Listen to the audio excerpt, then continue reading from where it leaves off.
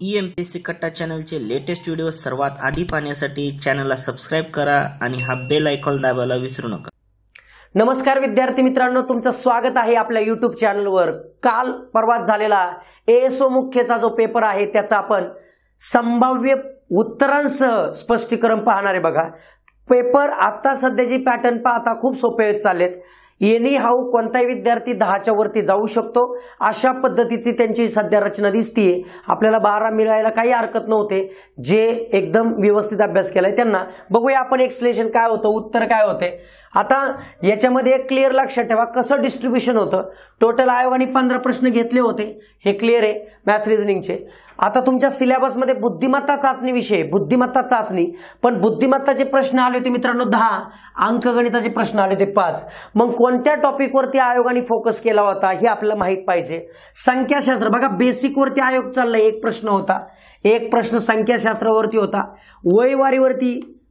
वयवारीवरती एक प्रश्न होता, शेकडेवारी एक प्रश्न होता, समीकरणावरती एक प्रश्न होता आणि आंतरवेळवेग याच्यावरती एक प्रश्न होता। एक पाहून तुमचा ASO मुख्यचा पेपर PSI मुख्य, STI मुख्य, ASO मुख्य ह्या तिन्हींचे 2021 मध्ये जर प्रश्न पाहिले तर तुमच्या लक्षात येईल काही टॉपिक हे कंपल्सरी तिन्ही परीक्षांना येता येते।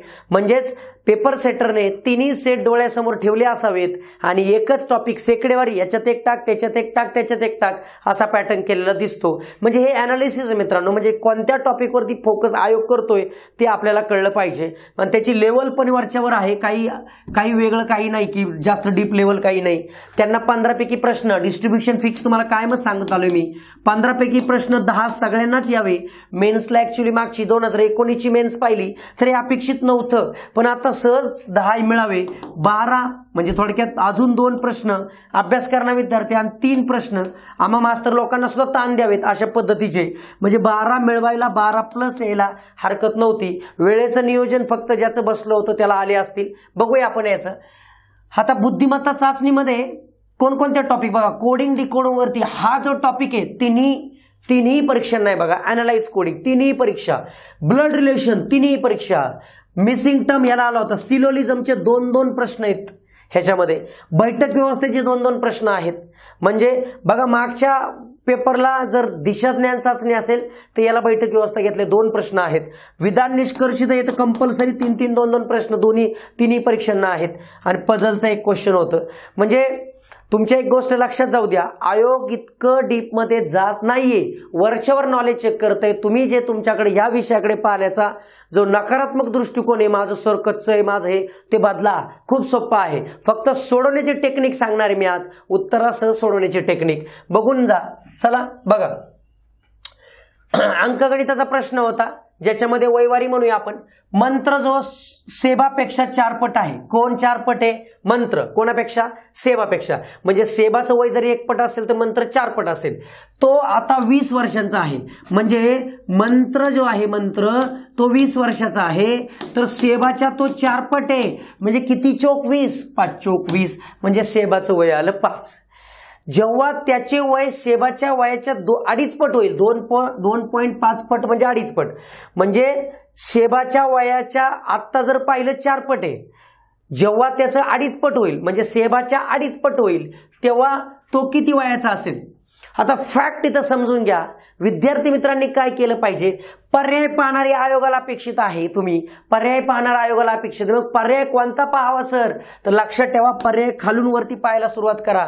म्हणजे मी पहिल्यांदा पर्याय तुम्ही 25 पाहायला पाहिजे, म्हणजे त्याचं 25 म्हणजे 20चं 25 होत आहे, म्हणजे किती ऍड होते? 5। साहजिकच ह्याला पण 5 ऍड करा झाले 10, 10च्या 2.5 पट 25 होतात। क्लिअर? म्हणजे ऑप्शन नंबर किती बरोबर आहे? 4। आयोगाने 4च उत्तर का दिला असेल, 4च ठिकाणी का ठेवलं असेल? आयोगाला माहिती आहे अवघड प्रश्न नाहीये, पोरग विचार कुठे करणार? पहिला टाकून बघ, दुसरा टाकून बघ, तिसरा टाकून बघ, वेळ गेला आयोग खुश। आपल्याला तुम्हाला टेक्निक माझी कळली, तुम्ही खुश, लक्षात ठेवा। ओके, म्हणजेच काय, ज्या वेळेस आपण पर्यायाचा वापर करतो, पर्यायाचा वापर केल्याशिवाय पर्याय नाही, अशा वेळेस 4थ्यापासून चालू करायचं, लक्षात ठेवा। चलो पुढे, म्हणजे 10च्या 2.5 पट किती येतं? 25 येतं। पुढे पहा प्रश्न, जेव्हा मुलगा त्याच्या नेहमीच्या गतीच्या 5/7 गतीने चालतो, म्हणजे पहिली गती किती माहित नाही, पण आत्ताची गती 5/7 आहे, चालतो, तेव्हा तो शाळेत 6 मिनिटं उशिरा पोहोचतो. किती मिनिटं उशिरा पोहोचतो? 6 मिनिटं उशिरा पोहोचतो. शाळेत पोहोचायला त्याला लागणारा नेहमीचा कालावधी किती? आता लक्षात ठेवा मित्रांनो, नेहमी त्याला आणि आत्ता हे दोन गोष्टी आहेत. नेहमी आणि आत्ता दोन गोष्टी आहेत. एकतर आपण वेगाचा विचार करू, नेहमी वेग 5/7 म्हणजे ऑलरेडी होता नेहमीचा वेग 7, आत्ता आहे 5. 7 पैकी 5 म्हणजे 7 पैकी 5, 7 तुकड्यांपैकी 5 तुकडे घेत आहेत. म्हणजे यातला डिफरन्स जर पाहिला 2 डिफरन्स जर असेल तर 6 मिनिटं, 2 डिफरन्सला 6, तर एक तुकड्याची किंमत आली 3 म्हणजे 3. आता लक्षात ठेवा, वेग आहे, आपल्याला वेळेचा विषय काढलाय. वेग आणि वेळ एकमेकांशी इनव्हर्सली प्रोपोर्शनल, ज्याला व्यस्त प्रमाणात म्हणतात. म्हणजे 7 पट वेग असेल तर इथं 7 पट, बघा हे 7 पट वेग असेल तर इकडे 7 येतो, आणि 5 पट वेग असेल तर इकडे 5 येतो. लक्षात ठेवा, म्हणजे हे इनव्हर्सली असतं. वेग 7 पट तर वेळ 5 पट, वेग 5 पट तर वेळ 7 पट. म्हणजे आपल्याला सुरुवातीची वेळ काढायची, ही आत्ताची वेळ झाली, सुरुवातीची वेळ ही आहे 5×3=15 म्हणजे उत्तर आलं 15, ऑप्शन नंबर 3 बरोबर.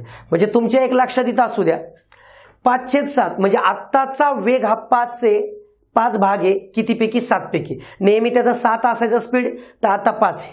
म्हणजे 2चा फरक हा 6 मिनिटं लेट करतो, तर 1चा फरक 3 मिनिटं लेट करणार. म्हणजे 1 म्हणजे 3. आत्ताचा जर स्पीड आणि सुरुवातीचा स्पीड आहे, वेळ इकडे जाणार, हा वेळ इकडे येणार, म्हणजे 5×3 15. सहज सोपं, अतिशय सोपं, व्यस्त प्रमाण आणि समप्रमाणचा प्रकार होता, कळून गेला असेल तुम्हाला. बघा, सिलोजिझम हा जो प्रश्न आहे, हे आयोगाने थोडासा किचकट बनवण्याचा प्रयत्न केलाय, पण आपण सहज सोपं करूया. लक्षात ठेवा कन्सेप्ट, म्हणजे ह्याच्यामध्ये हायर लेवलचं सिलोजिझम होतं. कसं? अ स्टेटमेंट म्हणजे त्यांनी असं सांगितलंय वरती 3 विधाने समाविष्ट आहेत, बरोबर. जर त्या संचात 3रे विधान पहिल्या 2 विधानांच्या आधारे काढलेला निष्कर्ष असेल तर योग्य पर्याय निवडा. म्हणजे अ स्टेटमेंट म्हणजे पहिलं दुसरं या दोघांवरून आकृती काढायची आणि त्याच्यावरून हे निष्कर्ष येतोय का तो पाहायचा. पहिल्या दोघांवरून आकृती काढणे, तिसरा निष्कर्ष येतोय का पहा. सिलोजिझम मित्रांनो आपण रेकॉर्ड ब्रेक कामगिरी आहे, त्यामुळे आपला उत्तर 100% बरोबर येईल असं मला आशा आहे. बघा, आयोगाला आतापर्यंतचा इतिहास पाहता आयोग काय उत्तर देऊ शकतं हे आपण प्रेडिक्ट करूया. एकही ससा हसत नाही, म्हणजे एकही ससा हसत नाही म्हणजे हे वेगवेगळं, म्हणजे हा आला ससा आणि हा आला हसत नाही. ठीक आहे, एक हसत नाही म्हणजे एकही हसणे आणि ससा यांचा काही संबंध नाही, थोडक्यात वेगवेगळे, बरोबर. काही जे हसतात ते वाघ आहे, म्हणजे हसतात आणि इथं काही कोण आहेत? वाघ आहेत. म्हणजे क्लिअर आहे की हसण्याचं आणि वाघाचं काहीच रिलेशन हे आहे, काहीच रिलेशन. मग इथे पहा, काही वाघ ससे आहेत. आता या दोघातून काही वाघ ससे नाहीत, काही वाघ ससे नाहीत, हे वाक्य क्लिअर आहे का? क्लिअर कळतंय बघा मित्रांनो, सस्याचा हसण्याचा काही संबंध नाही. मग जे वाघ हसतायत हे ते 100% काय नसणार आहे? ससा नसणार आहे. याचा अर्थ काही वाघ ससे नाहीत हे वाक्य 100% बरोबर आहे. अ बरोबरच असणार, अ बरोबर असणार, अ नसणारा पर्याय नंबर 4. लक्षात ठेवा, म्हणजे अ आहे म्हणजे आहेत. लक्षात ठेवा, हे हायर लेवल होतं, हे शुअर शॉट अ असणारच आहे. आता ह्या पर्याय पाहायचं, एखादा पर्याय एलिमिनेट झाला की तुम्ही पर्यायाकडे जाणं गरजेचं आहे. अ ब अ ड. आता इथं क कुठं दिसत नाही, त्यामुळे क शोधण्याचा प्रयत्न करूच नका, क पाहण्याचा प्रयत्न करू नका. आता ब पाहणे, ड पाहणे, बरोबर. ते दोन्ही बरोबर आले तर ते, नाही तर आपलं उत्तर 2 राहील. बघा, सर्व कोल्हे काळे आहेत. आता बघूया ही आकृती कशी तयार होईल. बघा, सर्व कोल्हे काळे आहेत, सर्व कोल्हे, आतमध्ये कोण? कोल्हे, बरोबर, बाहेर कोण? काळे, बरोबर. ठीक आहे, पुढे बघा, काही कोल्हे नाचत नाहीत म्हणजे नाचणे, काही नाचत नाही म्हणजे काय असू शकते, म्हणजे असं नाचन म्हणूया, नाचत नाहीत. ठीक आहे, काही नर्तक काळे आहेत. आता नर्तकचा निष्कर्ष निघण्याचं काहीच कारण नाही, कारण याच्यामध्ये नर्तक कुठं नाहीच आहे, म्हणजे नर्तक इकडे नाही, निष्कर्षामध्ये नर्तक येण्याचं काहीच कारणच नाहीये. त्यामुळे ब 100% चूक. ब चूक म्हणजे पर्याय 1 गेला. आता राहिला माझा ड. आता इथंच खरी गंमत आहे मित्रांनो, इथं खरी गंमत आहे, हे पुसतो मी म्हणजे तुमच्या लक्षात येईल.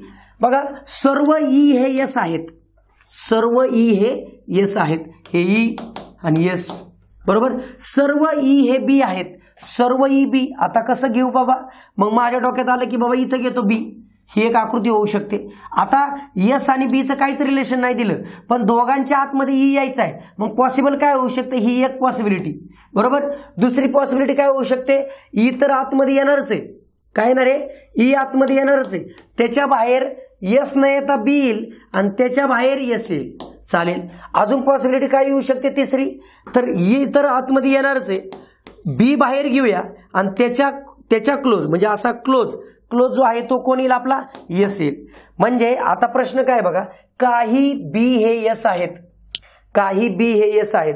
आता इथं जर पाहिलं तर काही बी यस आहे, वाक्य बरोबर आहे. इथं जर पाहिलं काही बी यस आहे का, नाही, चूक. सर्व बी यस आहे, त्यामुळे हे चूक आहे. आणि काही बी हे बरोबर आहे. आता इथं आयोगाची डिसिजन मेकिंग पॉवर चालत राहणार की त्याने कोणता विचार करून केलाय. तीन आकृत्या पाहता उत्तर दोन ठिकाणी बरोबर आहे, दोन ठिकाणी बरोबर, एका ठिकाणी चूक आहे. आता आयोग काय विचार करतं त्याच्यावर डिपेंड आहे. पण आतापर्यंत एमपीएससीचा इतिहास पाहता एमपीएससी 3 पैकी जर एखादी आकृती जर चुकीची असेल तर ती चुकीचीच देतं. त्यामुळे मला तरी वाटतं की ड हे चुकीचं असणार, म्हणजे ड गेला, म्हणजे ऑप्शन नंबर 2. डिपेंड्स पेपर सेटरने काय विचार केलाय तो, म्हणजे तुमचं उत्तर 2 आणि 3 मध्ये फिरणार, हे क्लिअर आहे. पण जर एमपीएससीचेच परीक्षा फोकस केला तर तुमचं उत्तर शुअर शॉर्ट 2च येणार. जर आयोगाने बँकिंग ह्या लेवलचे पेपर जर सेट केले, म्हणजे विचार जर केला असेल त्या लेवलचा, तर तुमचं उत्तर 3 नंबर येऊ शकतं, शक्यता आहे. कारण 3 पैकी एखाद्या ठिकाणी पॉसिबल आहे, पॉसिबल धरू शकतं. पण एमपीएससी काय सांगते, तिघी ठिकाणी जर पॉसिबल असेल तरच बरोबर. त्यामुळे माझं तर उत्तर, मला तर वाटतं हे ऑप्शन नंबर किती आहे, 2 आहे. डिपेंड्स. बघूया आता आयोग काय विचार करते. बघा, अॅनालाइज कोडिंगचा पुढचा प्रश्न होता. आपल्याला ब्ल्यू हा जो आहे, ब्ल्यू याचं उत्तर काढायचं. ब्ल्यू, आता सी वॉटर इज ब्ल्यू हे कोडिंग दिले, स्काय इज ब्ल्यू. आता लक्षात ठेवा, इज ब्ल्यू हे 2 शब्द कॉमन आहे. ह्या 2 शब्दासाठी काय काय येऊ शकतं बघा, THDY. आता कन्फर्म ब्ल्यू साठी सांगू शकतो का, ब्ल्यू साठी येऊ शकतं TH/डाय. आता फिक्स आपण सांगू शकत नाही. त्यामुळे दोन्हींचा विचार करून सुद्धा माहिती अपुरी आहे, म्हणजेच ऑप्शन नंबर माझा 4 उत्तर असणार. कळतंय. अॅनालाइज कोडिंग वरती विचार करून बघा, तिन्ही पण परीक्षांना खूप सारे छानसे प्रश्न होते. नातेसंबंध ब्रँड आहे आपला, लक्षात ठेवा. A+B चा अर्थ आहे ए ही. आता मी हे सगळं रिलेशन कोडिंग वाचण्याच्या अगोदर मी नेहमी सांगितले, प्रश्न काय विचारलाय, कहना क्या चाह रहे हो, हे नेहमी बघायचं. टी ही पी ची मुलगी आहे. कोण मुलगी आहे, टी. कोणाची मुलगी आहे, पीची. टी ही मुलगी, दॅट मीन्स टी फिमेल पाहिजे, हे क्लिअर आहे आपलं, टी फिमेल. आता टी शोधा. शेवटी टी आहे, शेवटच्या व्यक्तीचं जेंडर सांगता येत नाही, चूक. दोन्ही पर्याय गेले. कारण का, जर पती पत्नी जर विषय असेल त्यांच्या अगोदर, म्हणजे इथं पती पत्नी बघा, बायको आहे, हे गुणिले, पण इथं गुणिले आलेलं नाही, त्यामुळे यांचं शेवटचं जेंडर सांगता येत नाही. जर मध्ये जर गुणिले असतं तर एक बायको तर दुसरा पती आला असता, नवरा आला असता, ते क्लिअर होतं. पण इथं मायनस आणि प्लस यांचा अर्थ वेगळा होतो, त्यामुळे शेवटच्या व्यक्तीचं जेंडर सांगता येत नाही. शेवटी टी असल्यामुळे हे दोन्ही पर्याय गेले. आता TS, T+S, T-S. आता ह्या दोघांपैकी कुणीतरी आपल्याला कोण फिमेल पाहिजे. प्लसचा अर्थ काय, बहीण होऊ शकतो. मायनसचा अर्थ बघा, मायनसचा अर्थ काय, भाऊ. मायनसचा अर्थ आहे भाऊ. याचा अर्थ क्लिअर आहे मित्रांनो. मायनसचा अर्थ जर भाऊ असेल तर हे कधीच उत्तर बरोबर येऊ शकत नाही, म्हणजे ऑप्शन नंबर किती, 2. सगळं सोडवायची गरज नाही, आपली एलिमिनेशन टेक्निकचा पुरेपूर वापर करा, बस. बघा, मिसिंग टर्म सिंपलशी गोष्ट, पण सुटलं तर लगेच, नाही तर रूमवरती आल्यावर सुटतंय, तुम्हाला सगळ्यांना माहिती आहे. मग याचं लॉजिक मी पहिल्यापासून कायमच सांगतोय, आयोगाला वर्ग आणि घन याची खूप आवड आहे. इथं घनाचा वापर केलाय बघा. ह्या दोघांची वजाबाकी किती येते, 11तून 8 गेले 3, 3चा घन 27, 8 आणि 7 त्याचा डिफरन्स 1, 1चा घन 1, म्हणजे 5 आणि 3 याचं वजाबाकी 2, 2चा घन 8, म्हणजे ऑप्शन नंबर माझा 4 बरोबर. म्हणजे वजाबाकीचा घन इथं क्लिअर कळून जाते. बघा पुढचा प्रश्न, राम, श्याम, सुरेश, चंदू, कमला हे 4 मित्र एका रांगेत दक्षिणेकडे. ट्रॅप काय, दक्षिणेकडे. पोरं बसली दक्षिणेकडे तोंड करत, अरे नाही रे बाबा, नो, तुम्ही मी सांगतो ते कधी ऐकत नाही, त्यामुळे प्रॉब्लेम होतात. ज्यांनी ऐकलं जिंकले. बघा, रांगेत एका रांगेत बसले असतील ना, तर त्यांची तोंड कुठेही असू द्या, तुम्हाला तो विचार करायचा नाही, त्यांची तोंड वरतीच दाखवायची, लक्षात ठेवा, वरतीच. म्हणजे राम, श्याम, सुरेश, चंदू, कमला हे 5 मित्र एका रांगेत दक्षिणेकडे, सोडून द्या दक्षिणेकडे विषय, आपल्याला वरतीच पाहता येत ते, मग अर्थात ते या नामक्रमाने नाही, ठीक आहे. बर, केवळ श्याम हा राम व कमला यांच्यामध्ये आहे, सुरेश हा कमलाच्या उजव्या बाजूस बसलाय, कमला ही कमला, तिच्या उजव्या बाजूस सुरेश, उजव्या बाजूस लगत बसलाय, ठीक आहे. आणि चंदू, त्याच्या मागचं वाक्य वाचूया, श्याम हा राम आणि कमला यांच्यामध्ये, आता कमला आली साहजिकच राम इथं, मग इथं आला मध्ये श्याम, श्याम हा राम आणि कमलाच्या मध्ये, बरोबर. पुढे वाचूया, चंदू हा रामच्या डाव्या बाजूस, रामच्या डाव्या बाजूस इथं चंदू आला, चंदू इथं, राम इथं, श्याम इथं, कमला इथं, सुरेश इथं, संपलं. विधानाच्या अर्थे सत्य निवडा, बस. ह्यांची तोंड वरतीच्या मित्रांनो. का मी दक्षिणेकडे विचार नाही केला, तुम्ही दक्षिणेकडे विचार केला तर डावी उजवी गोंधळले, आणि आयोगाला हेच पाहिजे, त्यांनी कुठेही तोंड देऊ द्या, आपल्या एका रांगेत जर बसलं असेल तर आपली तोंड वरतीच, मग उजवी बाजू डावी बाजू गोंधळ होत नाही. मग ह्याचं उत्तर काय बघा, काय, श्याम हा रामच्या डाव्या बाजूस आहे, रामच्या उजव्या बाजूस आहे बाबा, तो डाव्या बाजूस नाहीये.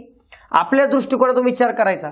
चंदू हा कमलाच्या डाव्या बाजू तिसरा आहे, कमलाच्या डाव्या बाजू तिसरा, 1 2 3, करेक्ट चंदू, म्हणजे ऑप्शन नंबर माझा किती 2 बरोबर. म्हणजे त्यांनी कसं सांगू द्या, दिशा लक्षात ठेवा, ती दिशा फक्त फसवण्यासाठी, आपण फसायचं नाही. त्यांना सांगायचं आयोगाला, संदीप सरांनी सांगितलंय. बघा पुढे, सिलोलिझमचाच प्रश्न होता हा. त्यांनी असं सांगितलंय की पुढील युक्तिवाद अभ्यासा, त्यात वापरलेल्या तर्काशी सारखेपणा सर्वात जवळचा असलेला पर्याय निवडा. सर्व झाडे पाने धारण करतात, याचा अर्थ सर्व झाडे, आतमध्ये झाडे हे पाने धारण करतात, सर्व झाडे पाने धारण करतात. सोनमोहर हे झाड आहे, म्हणजे याच्या आतमध्ये सोनमोहर येणार, म्हणजे क्लिअर, एकात एक 3 गोल येणार, हे क्लिअर आहे, म्हणून सोनमोहर पाने धारण करतात, ठीक आहे. म्हणजे म्हणून सोनमोहर हे आहे, म्हणून सोनमोहर पाने धारण करतात, बरोबर रिलेशन. म्हणजे एकात एक 3 येणं हेच आपल्याला आकृती पाहिजे. मग याच्यानुसार कोणती आकृती येऊ शकते बघा, तर आपला ऑप्शन नंबर 3 बघा, सर्व पाने झाडावर वाढतात, याच्यानुसार सर्व पाने आतमध्ये बघा, काय पाने कशावर वाढतात, झाडावर, सर्व पाने झाडावर वाढतात, झाड, ठीक आहे. तो वृक्ष पाने धारण करतो, वृक्ष पाने म्हणजे आतमध्ये आला वृक्ष, म्हणून तो वृक्ष झाड आहे, करेक्ट. म्हणजे ऑप्शन नंबर किती 3. म्हणजे ह्या वरतीवर आकृत्या तयार करा, त्याच्या सम वाटणारी आकृती किती, ऑप्शन नंबर माझा 3 बरोबर. एकात एक 3 गोली होऊन जातात, बाकीचे येत नाही. इथं विधान निष्कर्षाचा प्रश्न घेतलाय मित्रांनो. बघा, मी प्रश्न असा होता, दिलेली माहिती वाचा, आणि इथं सगळ्यात महत्त्वाचा पॉइंट काय होता, युक्तिवादातून जनतेला उपयुक्त ठरणारे सर्वात योग्य निष्कर्ष सांगा. कोणाला उपयुक्त, जनतेला. आपण माहिती वाचू, मग निष्कर्ष पुढच्या पेजवरती तुम्हाला दाखवेल. वैज्ञानिक आकलन म्हणजे त्याला सायंटिफिक अंडरस्टँडिंग म्हणतात. विकसित करत असताना आपण त्रुटीमुळे नेहमीच अडचणीत सापडतो, म्हणजे त्याच्यामध्ये असणारे ड्रॉबॅक्स, म्हणजे थोडक्यात आपली टॉलरन्स म्हणूया, त्रुट म्हणजे टॉलरन्स. प्रत्येक पिढीला आकलनावर येणारी त्रुट मर्यादा फार तर थोडी कमी करायची आशा बाळगता येते, आणि त्रुटी मर्यादा लागू पाडण्याची संबंधित सामग्री संचाला भर टाकता येते. त्रुटी मर्यादा अटळ असून ती आपल्या ज्ञानाच्या विश्वसनीयतेचे दृश्यमान स्वमूल्य निर्धारण करत असते. यामुळे आपल्याला नेहमीच वैज्ञानिक तथ्यांबाबत अनिश्चित स्वीकारावं लागते. बरं, सार्वजनिक मत सर्वेक्षणात तुम्ही अनेकदा त्रुटी मर्यादा पाहता, जसे की 3% धन ऋण इतकी अनिश्चितता, म्हणजे टॉलरन्स, पॉझिटिव्ह मायनस, ओके. ज्यात महासभांच्या नोंदीतील प्रत्येक भाषण, दूरदर्शनवरील प्रत्येक जाहिरात, प्रत्येक प्रवचन या गोष्टी अशा त्रुटी सीमा व त्याच्याशी सममूल्य असे काही अशा समाजाची कल्पना करा, ठीक आहे. मग याच्यावर कोणतं, म्हणजे याच्यात सांगितलं की त्रुटी, माणसासाठी त्रुटी, मग याच्यावर कोणता बाबा निष्कर्ष येऊ शकतो, जर माहिती राजकीय किंवा धार्मिक नेत्यांसारख्या प्रबळ अधिकाऱ्यांकडून देत येत असेल तर लोक ते चिकित्सक मूल्यपानाशिवाय स्वीकारतात. चूक, असा काही निष्कर्ष निघत नाही. लोकांना युक्त, सगळ्यात महत्वाचा फॅक्टर कोणता होता, तर शब्द कोणता होता, जनतेला उपयुक्त. मग त्याच्या आधारे काय बघा, दूरदर्शन जाहिराती जनतेला संबंधित त्रुटी मर्यादेचा परिचय करून देता न देता माहिती पुरवतात. चूक, जनतेला उपयोगाची काही नाही. स्वतःकडून माहिती पुरवली जात असता अधिकारी स्रोतांनी त्या संबंधित त्रुटी मर्यादेचा लोकांना परिचय करून दिला पाहिजे. दुसरं, कोणत्याही अधिकारी स्रोताकडून केल्या जाणाऱ्या कोणत्याही युक्तिवादाबरोबर जनतेने संबंधित त्रुटी मर्यादा सांगण्याची मागणी केली पाहिजे, बरोबर. म्हणजे आता बघा, कोणत्याही अधिकारी स्रोताकडून केल्या जाणाऱ्या कोणत्याही युक्तिवादाबरोबर जनतेने संबंधित त्रुटी मर्यादा सांगण्याची मागणी केली पाहिजे आणि स्वतःकडून माहिती पुरवली जात असता अधिकारी स्रोतांनी त्या संबंधित त्रुटी मर्यादेचा लोकांना परिचय करून दिला पाहिजे. म्हणजे लोकांच्या हितासाठी 3 नंबर ऑप्शन आहे. का? लोकांना त्यांनी माहिती सांगितली पाहिजे. आता डिपेंड्स आहेत 3 आणि 4 मध्ये. एक इथं लोकांनी माहिती मागितली पाहिजे, इथं स्वतःहून दिली पाहिजे. मग कोण? मला तरी वाटते ऑप्शन नंबर 3 असेल. त्याचं 4 किंवा 3 मध्ये उत्तर येईल, पण 3 उत्तर शुअर शॉट मला वाटतंय. बघा, संख्याशास्त्र, बेसिक संख्याशास्त्राचा प्रश्न आहे. बघा, जर n = 1 + x, जर x हा 4 नैसर्गिक धन पूर्णांकाचा गुणाकार असेल, बरोबर, x हा 4 क्रमवार धन पूर्णांकांचा गुणाकार असेल. x गुणाकार आहे 4 संख्यांचा, म्हणजे 1 × 3, 2 × 3 × 4 यांचा गुणाकार x आहे. मग x बरोबर 1 × 2 2, व्यतिरिक्त किती? 6, 6 × 24, म्हणजे याचं उत्तर आलं 24. म्हणजेच त्याचं उत्तर काय असू शकतं? तर 24 x आहे, x ची किंमत आली 24, 1 + 24 म्हणजे उत्तर आलं 25. म्हणजे याचा अर्थ काय? n ही विषम संख्या आहे. विषम संख्या क्लिअर आहे, उत्तर बरोबर आहे. n ही मूळ संख्या, आता 25 मूळ संख्या नाही, कॅन्सल. n ही पूर्णवर्ग संख्या बघायची आपल्याला. n ही समसंख्या चूक, म्हणजे अ बरोबर कन्फर्म. अ बरोबर म्हणजे वरीलपैकी सर्व येत नाहीच आहे, वरीलपैकीने चूक आहे. बी वगळून सगळे ते पण चूक आहे, म्हणजे ऑप्शन नंबर 4 बरोबर. जरी तुम्ही क पाहिलं नाही तरी क ही पूर्णवर्ग संख्या बघा 25. तुम्ही कोणतेही लागोपाठचे 4 आकडे घ्या, चालतंय. 2 × 3 × 4 × 5 घ्या, व्यतिरिक्त 6, 6 × 24, 24 × 5 120, 120 + 1 121, 100% विषम आहे आणि हा 11चा वर्ग आहे. म्हणजे हे पण बरोबर आहे. अ आणि क उत्तर म्हणजे ऑप्शन नंबर माझा 4 बरोबर. म्हणजे बेसिक मॅथ्स तुमचं सम आणि विषम संख्येबाबत कळलं पाहिजे.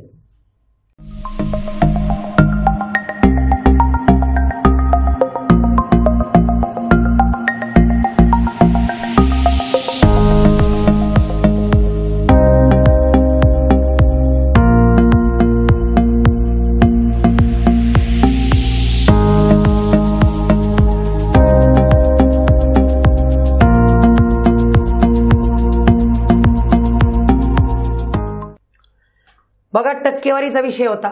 महाविद्यालयातील कला पदवीधरांचे विज्ञान पदवीधरांशी असलेले गुणोत्तर, म्हणजे कलामध्ये असणारे कला आणि विज्ञान यांचं गुणोत्तर जे आहे ते दिले. कलाचं गुणोत्तर दिले 3 आणि हे दिले 2. आता गुणोत्तर जेव्हा संख्येबाबतीत देतात तेव्हा नेहमी 100ला कन्वर्ट करून घ्यायचं. म्हणजे हे 300 लोक, ही 200 लोक. म्हणजे आपल्याला टक्केवारी काढायची, नेहमी 100च्या पटीत घ्यायचं. म्हणजे कला शाखेत टोटल 100 आहे, विज्ञान शाखेत टोटल 200. बरं, कला शाखेतले 20% पदवीधर हे पात्र आहेत. आपल्याला पात्र नसलेल्यांची टक्केवारी विचारली. 20% पात्र असेल तर याचं 80% काढा, म्हणजे 80% काढू. अपात्र असणार आहे काय? अपात्र. मग अपात्र किती? बघा, 80%. 300 × 80/100 यांचा गुणाकार केला, 2 0 2 0 गेले 240. म्हणजे कला शाखेतून अपात्र असणारे 240. विज्ञान शाखेतून अपात्र किती आहेत बाबा? नो अपात्र. तर इथे किती आहे? पात्र 25%, म्हणजे अपात्र आहे 75%. म्हणजे 200 × 75/100 बरोबर. मग बघा 2 0 2 0 गेले, म्हणजे आलं 150. म्हणजे टोटल अपात्र विद्यार्थी किती? तिकडे 240 आणि तिकडे 150. मग टोटल याची टक्केवारी विचारली आपल्याला. 200 आणि 300 500. 500 पैकी 240 आणि 150 झालं 390. 390 500 पैकी 390 अपात्र आहे. टक्केवारी काढायची गुणिले 100, भाग दिला तर 390 भागिले 5, 78% लोक अपात्र आहेत. ऑप्शन नंबर माझा 4 बरोबर. शेकडेवारीचा प्रश्न आहे. जेव्हा शेकडेवारी गुणोत्तरामध्ये येते तेव्हा 100च्या पटीत घेऊन विचारलंय काय पात्र का अपात्र ते बघणे आणि त्यानुसार करणे. बघा, समीकरणाचा प्रश्न होता. मेघाने एका स्पर्धा परीक्षेत 100 प्रश्न सोडविले, बरोबर उत्तरासाठी x गुण दिले. आता समीकरणानुसार सोडून दाखवतो, पर्यायानुसार पण सोडून दाखवतो. आता बघा, मेघाने एका परीक्षेत 100 प्रश्न सोडवले, म्हणजे बरोबर प्रश्न मित्रांनो, बरोबर प्रश्न मी x मानतो, चुकीचे प्रश्न मी बरोबर प्रश्न x, चुकीचे y मानतो. बरोबर किती सोडवलेत? 100 प्रश्न सोडवले, x + y, म्हणजे टोटल प्रश्न 100 सोडवलेत. x + y = 100. करेक्ट. म्हणजे एकूण प्रश्न सोडवले 100, x + y = 100. बरं, आता पुढची कंडिशन, बरोबर उत्तराला 3 गुण, म्हणजे 3x अधिक वजा कारण चुकीच्या उत्तराला कमी होतात ना. 2y बरोबर 150. याचं जर सोडवलं, आता मला x बरोबर प्रश्न काढायचे म्हणून नवीन गोष्ट जी माहिती आहे तुम्हाला आता मी सांगितलेली 4/α नावाचं सूत्र आहे. जर तुम्हाला पर्टिक्युलर काढायचं असेल 4 म्हणजे x काढायचा ना, तर हे लक्षात ठेवा. हे लक्षात ठेवा कसं, तर हे असं चेंज करायचं बघा. 4/α म्हणजे ह्या 1चा 150चा गुणाकार किती 150 मध्ये मायनस कंपल्सरी 2 × 100 म्हणजे वजा 200 जे आहे ते आलं. छेद खालचा अल्फा कसा असतो, तर खालचा अल्फा हे दाखवून असा अल्फा असतो लक्षात ठेवा. म्हणजे 1 × 3 3 येते मायनस कंपल्सरी 1 × -2 मग याचं उत्तर चालं तर वरती आलं 350, खाली आलं 5, 5 ने भागलं तर उत्तर आलं 70. म्हणजे ऑप्शन नंबर माझा 3 बरोबर. कळतंय? लक्षात ठेवा, ही गोष्ट तुमच्या लक्षात आली पाहिजे की बाबा हे एक्स ची पर्टिक्युलर किंमत काढायची. 4/α आपला तो अल्फा नावाची गोष्ट जे अल्फा मेथड म्हणतात त्याला, हे आपल्या समीकरण सोडवताना लक्षात आली पाहिजे. तुमच्यापैकी एखादा मला नको सर मला पर्यायावरून सांगा ना सर, तर ते पर्यायावरून कसं लक्षात ठेवा. आपल्याला बरोबर प्रश्न शोधायचे. काय करायचे बरोबर. चला मी नेहमी सांगितलंय पर्याय वापरताना रिव्हर्स ऑर्डरने वापरा. 75 जर ते बरोबर असतील तर चुकले असतील 25. बरं 75 गुणिले किती करायचं बरोबर प्रश्नाला 3 गुण आणि चुकीच्यांना 2 ने गुणायचं. यांची वजाबाकी 150 यायला पाहिजे. बघा 150 येते का. 75 × 225 आणि 25 × 50 यांची वजाबाकी केली तर किती येते 175. आपल्याला किती पाहिजे 150. हे उत्तर नाही. चला पुढे जाऊ. 70 बरोबर 30 चूक. 70 दुने 70 त्रिक 210, 70 त्रिक 210 आणि 30 दुने 60. 210 मधून 60 गेले तर 150 येतात. करेक्ट आहे. म्हणजे ऑप्शन नंबर माझा 3 बरोबर. तुम्ही पर्याय वापर करताना लक्षात ठेवा, गणित सोडवणे हा तर पर्पज आहेच, पण त्याच्या पाठीमागं मी जे काही सांगतोय पर्याय वापर करताना रिव्हर्स ऑर्डरने वापर करायला शिकायचं. हे लक्षात ठेवा. आयोगाला ही गोष्ट आयोग वापरतच. आता बघा थोडी पोरं इथं गडबडली, पण त्यांनी जर आपले सगळे व्हिडिओज किंवा आपले जर पाहिले असेल टेक्निक प्रत्येक ठिकाणी तर गडबडायचं काहीच कारण नव्हतं. गटाला बैठकीची कार्यवाही करण्यासाठी निळी, गुलाबी, हिरवी, पिवळी, पांढरी, लाल अशा 6 खुर्च्या सुषम षटकोनावर, कशावर सुषम षटकोनावर लक्षात ठेवा, सुषम षटकोनावर टेबलाच्या बाजूंची ठेवल्या आहेत. आता मित्रांनो बंदिस्त जर असेल तर मी कायम सांगितलंय षटकोन असू, पंचकोन असू, अष्टकोन असू, क्लिअर गोलच काढा, टेन्शन घेऊ नका. 6 आहेत, 1, 2 आणि 3 षटकोनाचा विषयच घेऊ नका. लक्षात ठेवा. फक्त त्यांनी ऍडिशनल एक गोष्ट केली ती पाहूया आपण. बघा तिथं काय, ज्या कडेपाशी निळी खुर्ची ठेवली आहे ती गुलाबी खुर्ची ठेवलेल्या कडेला समांतर. समांतर म्हणजे समोर. म्हणजे इथं जर कोणती असेल निळी असेल, आता यांची तोंड कुठंच सांगितलेलं नाही, त्याचा अर्थ तोंड आतमध्येच. सुषम षटकोन जरी असेल तर वर्तुळ काढा. उगीच षटकोन काढण्यात वेळ घालू नका. निळी खुर्ची आहे तिच्या समोर गुलाबी, म्हणजे इथं कन्फर्म काय येणार गुलाबी. निळीच्या समांतर गुलाबी. बर ती पिवळी खुर्ची असलेल्या कडेच्या उजव्या अंतबिंदूशी 120 कोन करते. आता बघा कोणाशी. इथं काय सांगितलंय, निळी खुर्ची ठेवली आहे, गुलाबी खुर्ची ठेवलेल्या कडेचे समांतर आहे. बरं गुलाबी निळी. बर ती पिवळी कोण निळी, पिवळी खुर्ची असलेल्या कडेच्या उजव्या अंतबिंदूशी 120 कोन करते. म्हणजे पिवळीची उजवं टोक कशी 120. आता सुषम षटकोनाचा प्रत्येक कोण 180 अंशाचा असतो, 120चा असतो, त्यामुळे त्याची काहीच काळजी करू नका. हे उजवं टोक कोणाकडे येणार आहे निळी. बघा तिथे वाक्य, निळी खुर्ची ठेवली आहे ती गुलाबी खुर्ची ठेवलेल्या कडे समांतर आहे. ती पिवळी खुर्ची ठेवलेल्या कडेच्या उजव्या बिंदूपाशी, याच्यापाशी म्हणजे पिवळा इथं ठेवलाय, पिवळ्याच्या उजवीकडे निळा आहे लक्षात ठेवा. बर पांढरी व लाल या खुर्च्या ज्या कडापाशी ठेवल्या आहेत त्या एकमेकांना 120 अंश कोन करतात. म्हणजे याचा अर्थ पांढरा आणि निळा शेजारी शेजारी, कारण शेजारी शेजारी 120 अंशाचा कोन होतो. बर आणि लाल व हिरवी खुर्ची ठेवलेल्या कडा परस्परांना समांतर आहे. साहजिकच लाल व हिरवी खुर्ची समोरासमोर असणार. आता लाल कुठे घ्यायचंय, कोणा शेजारी कोण आहे, पांढरी व लाल. म्हणजे याचा अर्थ 100% लाल इथे येणार. लालच्या ऑपोजिट पांढरी व लाल म्हणजे इथं पांढरा कलर येणार. आणि साहजिकच लालच्या ऑपोजिट काय सांगितलं, हिरवा रंग इथे येणार. क्लिअर झालं विषय. 120 अंशाचा कोन म्हणजे शेजारी आणि समांतर म्हणजे समोर. झालं क्लिअर. आता यातलं चुकीचं बरोबर शोधायचंय. विसंगत शोधायचं. विसंगत पांढरी, पिवळी आणि हिरवी. पांढरी, पिवळी. बघा पांढरा इथे, पिवळा इथे, नंतर हिरवा. बघा पांढरा, पिवळा, हिरवा. म्हणजे पांढऱ्याच्या समोर बरोबर कोण येतो हिरवा, पांढऱ्या समोर कोण येतो पिवळा, त्याच्या डाव्या बाजूला हिरवा आहे. बरं लाल, हिरवा, गुलाबी. लालच्या समोर हिरवा आणि त्याच्या डाव्या बाजूला गुलाबी. बघा ना, डाव्या बाजूला गुलाबी, म्हणजे ही पहिली जोडी एकमेकाच्या समोर आहे आणि हे डाव्या बाजूला आहे. क्लिअर. गुलाबी निळी, गुलाबीच्या समोर निळी आणि त्याच्या डावीकडे कोणती? पिवळी. हे पिवळी. बघा आता चौथा बघा, हिरवी, लाल आणि पांढरी. हिरवीच्या समोर लाल आणि डावी बाजू निळी यायला पाहिजे होती. इन्स्टेड ऑफ पांढरी तिथे यायला पाहिजे होती निळी. इन्स्टेड ऑफ पांढरी निळी यायला पाहिजे. त्यामुळे ऑप्शन नंबर किती? 4 वेगळा आहे. बघा सुषम षटकोन जरी दिला असेल तर लक्षात ठेवा टेक्निक, बंदिस्त स्वरूपात चालतं वर्तुळच काढायला शिका. 120 तुमच्या लक्षात असलं पाहिजे. 120 म्हणजे शेजारी सांगितलंय, समांतर म्हणजे तुमच्या लक्षात आलं असेल. बघा याच्यामध्ये कोड्याचा प्रश्न होता. कोडं होतं, पझल होतं. समान धारकता असलेल्या रसाच्या एक जण 21 बाटल्या आहेत. 21 बाटल्या आहेत, त्यातील 7 पूर्ण भरलेल्या. आता बघा, पूर्ण भरलेल्या, पूर्ण, अर्ध्या भरलेल्या आणि रिकाम्या, अशा 3 प्रकारच्या बाटल्यांचा विषय दिलाय. बरोबर. पूर्ण भरलेल्या किती आहेत? टोटल 7. पूर्ण आहे 7, अर्ध्या आहे 7, रिकाम्या आहे 7. बरं ठीक आहे. 3 मित्रांना सारख्या वाटायच्या आहेत. 3 मित्रांना काय करा? सारख्या वाटायचे. कशा वाटू शकतो बघूया. 3 मित्रांना आपण सारख्या वाटू शकतो. मग यातलं कोणतं पर्यायामधील कोणती कंडिशन शक्य आहे? मित्रांनो परत सांगतोय, पर्याय पाहिल्याशिवाय पर्याय नाही. चौथा पर्याय वापरून बघा. आयोगाला तेच अपेक्षित आहे की तुम्ही कोणता वापरताय. प्रत्येकाला रसाने भरलेल्या 3 बाटल्या. आता रसाने भरलेल्या 3 बाटल्या, पूर्ण रसाने भरलेल्या 3 बाटल्या. आता तिघ आहेत, तिघांना 3 म्हणजे इथं अजून 2ची गरज आहे, म्हणजे हे अर्ध आहे. अर्ध्याचे जर 4 इकडे गेले 4 तर त्याचे 2 ऍड होणार आहेत. बरोबर. 4 म्हणलं इकडे राहिले 3, 4 गेले ना तिकडं. बरं 4 गेल्यामुळं अर्ध्या होते ना 7 बाटल्या. त्यामुळे 4 गेल्यामुळे इकडे 2 भरल्या, मग इकडे 2 राहिल्या. ह्या 2 इकडे ऍड. 2 का? पूर्ण रिकाम्या झाल्या ना 2. ह्या 7 अर्ध्या होत्या ना, त्यातल्या 4 साईडला घेतल्या.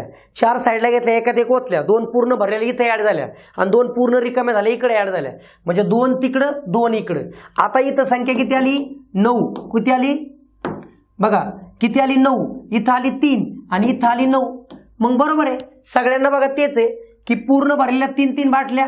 9चं विभाजन 3 3 3 3 3 3. अर्ध्याचं विभाजन 1 1 1. बघा अर्धी भरलेली, निम्मी भरलेली, अर्धी 1 1 1 आणि रिकाम्या सुद्धा किती बघा? 3 3.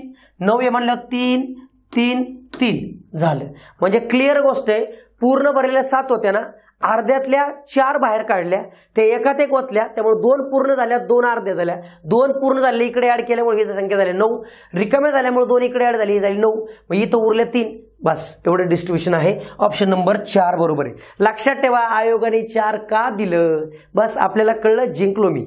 लक्षात ठेवा, प्रत्येक ठिकाणी प्रश्न सोडवण्याच्या मागे मी प्रत्येक ठिकाणी सार काढतो आणि याचा वापर करा म्हणजे करा. लवकर यश मिळवायचं असेल या ट्रिक माहीत पाहिजे. बसले पहिला पर्याय वाचत, दुसरा वाचत, कस काय वेळ पुरेल तुम्हाला कळलं पाहिजे. पेपर सेटर काय विचार करतोय, आपल्याला तो कळला की जिंकतो. बघा पुढचा शेवटचा प्रश्न. दीप काय म्हणताय? मला आश्चर्य वाटते की आपण आपला वेळ व शक्ती वाचवण्यासाठी व्यापारी उड्डाणे वापरतो आणि उड्डाणे वापरता वातावरणात इतका कार्बन डायऑक्साईड मिसळतात की जेवढा काही संपूर्ण देश या वर्षात मिसळतात. आपण वापरत असलेली उड्डाणे मर्यादित करायला हवीत. म्हणजे दीप असं म्हणतोय की आपण जे काय एरोप्लेन उड्डाणे जे वापरतो आपण हवाई वाहतूक जे आहे त्याच्यामुळे जेवढं प्रदूषण होते तेवढं आपण वर्षभरात करतो, तेवढा उड्डाणामध्ये होते असं यांना म्हणायचं.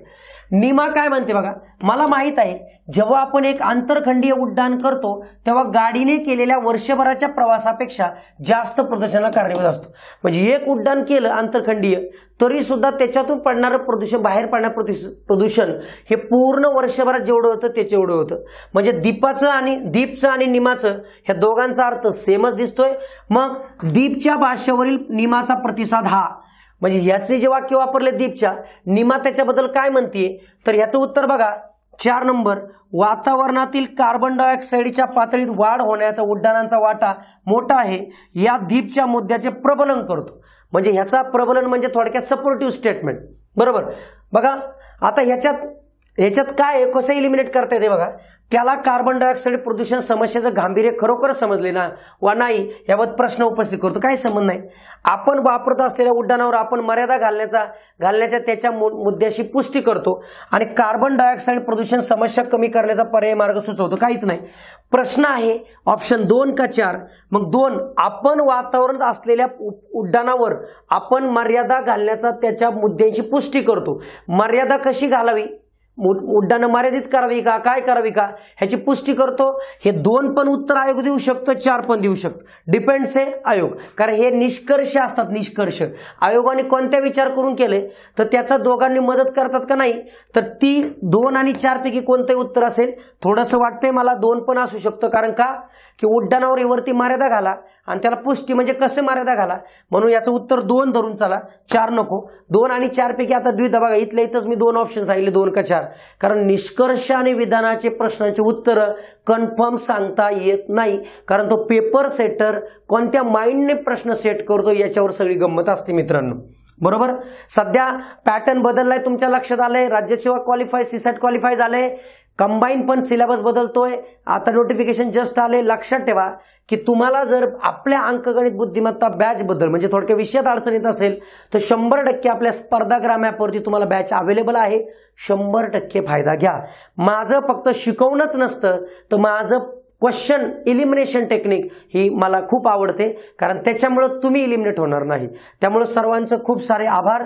सगळ्यांना खूप साऱ्या शुभेच्छा. धन्यवाद.